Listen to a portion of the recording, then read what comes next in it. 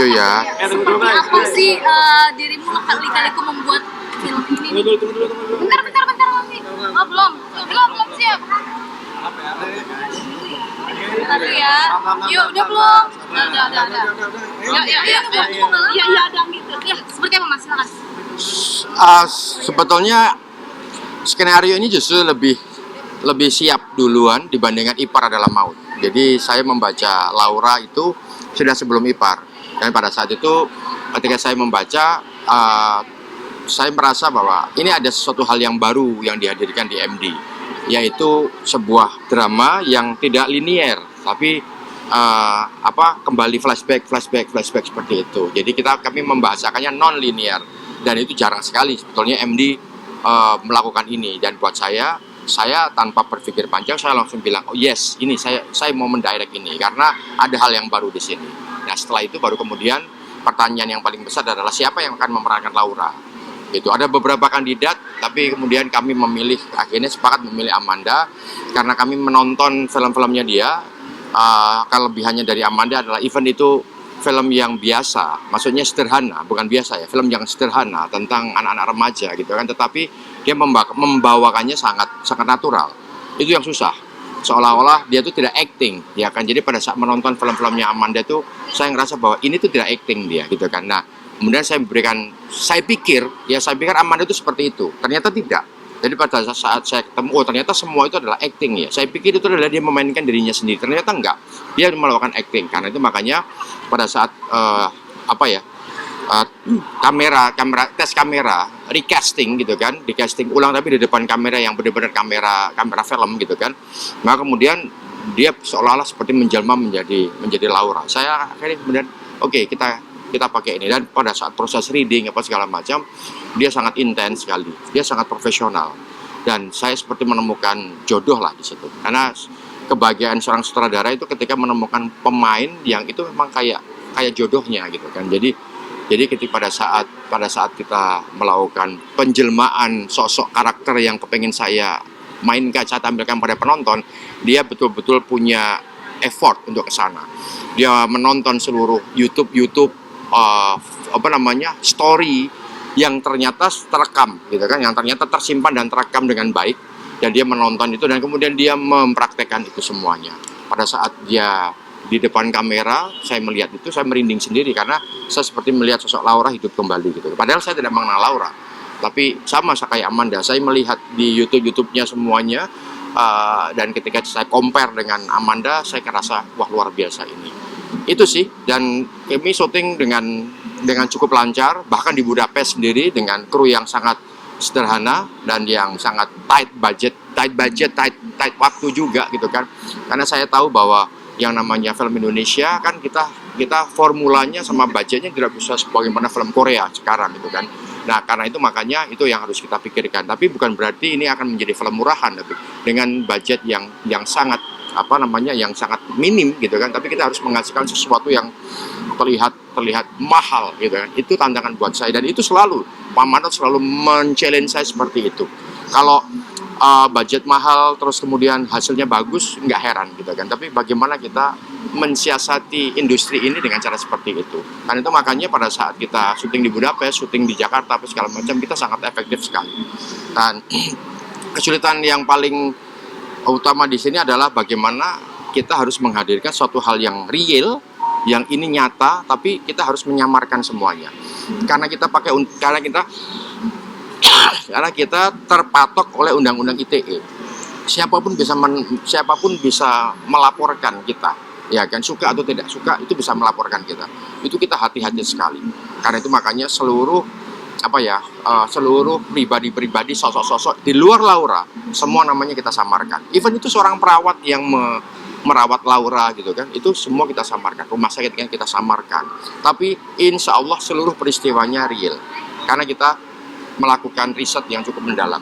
Dan tentunya di dalam sebuah film pasti ada yang namanya dramatisasi. Ya ada beberapa yang harus kita dramatisasi di adegan persidangan, pada adegan di rumah sakit, ya kan, meninggalnya Laura, itu semua kita dramatisasi. Tetapi kecelakaan kita berusaha untuk real, karena saya berusaha menyelami adegannya. Ada yang membuat sebelum kita syuting ada yang membuat simulasi 3D-nya kan di YouTube tuh banyak sekali. Tapi saya kemudian menyelami bagaimana sih proses dari mulai bangkainya, kita lihat autopsi bangkai mobil seperti apa, kemudian kita autopsi. Oh ini pasti kalau penyoknya sebelah sini berarti benturannya dari sini dan segala macam. Itu yang mencoba saya dirikan real, sehingga apalagi itu ada di opening film kan. Jadi pada saat penonton tuh kamera saya sengaja saya letakkan di dalam mobil agar supaya penonton seperti berada di dalam situasi mobil itu, seperti yang dirasakan Laura sama pacarnya di situ, sama Jojo di situ. Itu betul-betul saya sebisa mungkin tidak saya dramatisasi, tapi saya coba untuk tampilkan secara otentik. Itu sih, dan proses editing segala macam yang cukup efektif. Dan pada saat di lokasi syuting, karena kita sangat intuit banget dengan cerita ini, maka kita seperti melihat kehadiran Laura ada di situ pada sosoknya Amanda. Dan saya melihat Amanda kayak kayak berada di dalam tubuhnya Laura tuh, kayak berada di dalam tubuhnya Amanda. Saya ngeliat di monitor tuh kan, terus saya lihat di monitor kok mukanya kayak Laura. Terus kemudian ketika saya lihat aslinya masih Amanda, terus kita lihat monitor kayak Laura. Wah, itu buat saya itulah magicnya dari sinema. Ketika kita melakukan eksplorasi dengan sungguh-sungguh, maka magic itu akan datang. Itu maka teman-teman semua bisa menyaksikan nanti di bioskop. Tapi dalam Ya. Ya, karena memang Laura itu sendiri memang sebuah drama kehidupannya Laura memang drama kehidupan yang sangat tragis. Bayangkan anak usia di bawah 30 tahun, bahkan mungkin masih 20-an tahun, Kak. 20-an tahun, bahkan belum menyentuh 25 tahun, harus menghadapi sebuah cobaan yang sangat berat seperti itu. Itu seusia anak saya. Dan parahnya lagi, bukan parahnya sih, tapi hebatnya Laura lagi adalah dia menjalani itu semuanya dengan senyum, masih bisa bercanda gitu kan. Kita lihat di podcastnya bersama dengan Deddy Corbuzier, dengan Raffi Ahmad, segala macam, Denny Sumargo, kita melihat ketegarannya itu. Buat saya it's amazing, luar biasa buat sosok Laura ini. Jadi itu yang membuat mungkin penonton tersentuhnya di situ. Saya aja tersentuh gitu kan pada saat melihat podcast saya aja nangis melihat podcastnya, belum melihat filmnya gitu. Jadi tanpa perlu dibumbuin drama yang besar, kehidupan Laura sendiri sudah merupakan drama itu sendiri. Tapi bagaimana dengan pendalaman karakter Jojo-nya dalam cerita seperti apa? Pendalaman karakter Jojo-nya tanyakan sendiri kepada Kevin. Tapi yang jelas saya memberikan clue-clue, data-data. Kevin ini begini, ini begitu. Jojo itu begini, Jojo begitu. Silakan selebihnya kamu sendiri. Nah, dia punya pengalaman yang unik tuh ketika mendalami Jojo. Mas, tapi kalau dibilang kayaknya kalau filmnya Mas Hanu udah pasti sukses, itu jadi aneh nggak sih? Aduh, amin. Malah jadi beban berat buat saya. Tapi itu buat saya jadi tantangan. Tapi pada intinya adalah prinsip saya adalah ketika saya menghadirkan sebuah drama, penonton harus terlibat, perasaan penonton harus terlibat, dan itu wakil perasaan penonton ada dari sutradara. Jadi saya harus bisa merasakan dulu keterlibatan emosi saya dulu di situ, yang mana emosi saya itu akan menjadi wakil dari perasaan penonton itu dulu sebetulnya. Jadi saya tidak berharap bahwa saya pasti akan berharap film itu akan sukses, pasti, tapi tidak kemudian membuat film untuk sukses, itu salah gitu kan. Saya pengen membuat film untuk box office, gimana caranya? Nggak ada sekolahnya. Tapi yang saya pelajari adalah bagaimana membuat film yang bisa menyentuh hati penonton, dan bagaimana penonton kita itu bisa merasakan apa yang ada di dalam layar itu adalah diri dia. Itu yang mungkin ilmu itu yang sudah saya pelajari di sekolah-sekolah saya, di IKJ, di beberapa pengalaman saya. Itu sih. Mas Anung, kalau karakter Jojo ini apakah real di dalam nyata, dan seberapa antagonisnya kalau misalnya memang dia memang real?